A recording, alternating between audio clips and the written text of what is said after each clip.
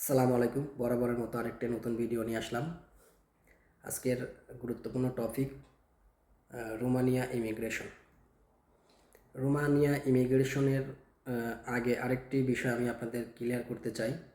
সেটা হলো আপনারা অবশ্যই বাংলাদেশ থেকে ইউরো নিয়ে আসবেন, যেটার অ্যামাউন্ট আপনার 100 থেকে 200 ইউরো নিয়ে আসবেন। মানে এর কমে নিয়ে আসবেন না, কারণ এখানে আপনার কোম্পানি যদিও টাকা প্রোভাইড করে, তারপরেও আপনার এখানে কিছু টাকার কাজ থাকে। তো অবশ্যই আপনি ইউরো নিয়ে আসবেন। ওকে, আপনি যখন ফ্লাই করে রোমানিয়া ইমিগ্রেশনের লাইনে দাঁড়াবেন, অবশ্যই আপনি একটু সাবলীল ভদ্রভাবে বা একটু এইভাবে দাঁড়াবেন।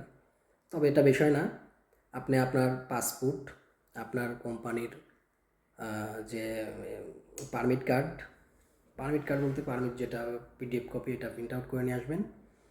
আর আপনি ফ্লাই করার আগে অবশ্যই কোম্পানিকে ইনফর্ম করবেন যে আপনি কোন তারিখে, কোন সময়, কোন ডেটে আপনি রোমানিয়া আসতেছেন। কারণ আপনি যদি কোম্পানিকে ইনফর্ম না করেন, তাহলে কোম্পানি যদি না জানে, তাহলে আপনি রোমানিয়া ইমিগ্রেশনে সবথেকে বড় একটি প্রশ্নের সম্মুখীন হবেন এবং সবথেকে বড় সমস্যার সম্মুখীন হবেন আপনি। সো আমি আবারও বলি, কোনো ভাই যদি বাংলাদেশ থেকে রোমানিয়া আসেন, তাহলে অবশ্যই কোম্পানিকে ইনফর্ম করে আসবেন। কেন আসবেন? কারণ রোমানিয়া ইমিগ্রেশন আপনার এই পারমিটটা তারা চেক দিবে, ভিসা চেক দিবে।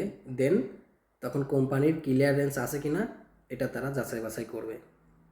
যখন দেখবে কোম্পানি কোনো ইমেল করে নাই, কোনো ক্লিয়ারেন্স তারা দেয় নাই, তখন আপনাকে তারা সাইড করে রেখে দিবে।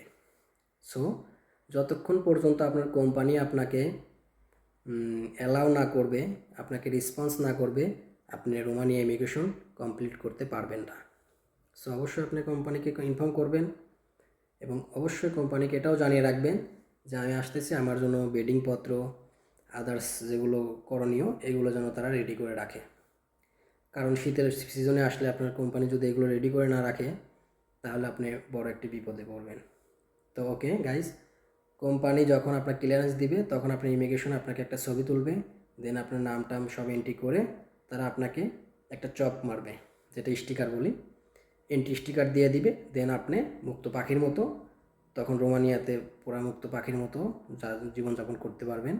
আপনার অনেক তখন আনন্দ মনে হবে। তো ওকে, আপনি রোমানিয়া ইমিগ্রেশন শেষ করার পরেই আপনি কিছুক্ষণ এগিয়ে গেলে একটা মানি ট্রান্সফারের কাউন্টার পাবেন। তো অবশ্যই এই কাউন্টার থেকে আপনি ইউরোগুলো যেহেতু রোমানিয়ার আপনার ইউরো চলে, যেহেতু বেশি ব্যবহার করে তারা, অবশ্যই আপনি এই ইউরোগুলো লেতে কনভার্ট করবেন। লেতে কনভার্ট করলে সুবিধা আপনি এখানে অনেক সুবিধা পাবেন। সেগুলো অবশ্যই আপনি জানেন যে এগুলো দোকানগুলোতে এরা বেশি লে ইউজ করে, যেহেতু ওদের প্রচলিত টাকা। তো আপনি অবশ্যই আপনার যে ইউরোটা আপনি লেতে কনভার্ট করবেন। দেন আপনি চলে যাবেন সোজা আপনার বুকিংয়ে, যেখানে আপনার ল্যাগেজগুলো রিসিভ করতে হবে। তো এটার জন্য আপনি অবশ্যই আপনার ল্যাগেজের যে নাম্বার, এটা মিলায় আপনার ল্যাগেজটা আপনি রিসিভ করবেন। দেন আপনার ল্যাগেজ রিসিভ সম্পূর্ণ হলে আপনি বাইরে যাবেন। আর যদি ল্যাগেজটি না পান, তাহলে অবশ্যই আপনি আপনার এয়ারলাইন্সের ওইখানে হটলাইন নাম্বার আছে, ওইখানে আপনি কল করবেন।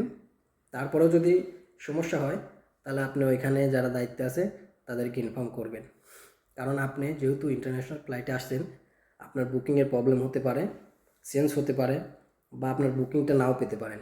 তো সেই জায়গা থেকে বলবো আপনারা এই বিষয়টা অবগত থাকবেন।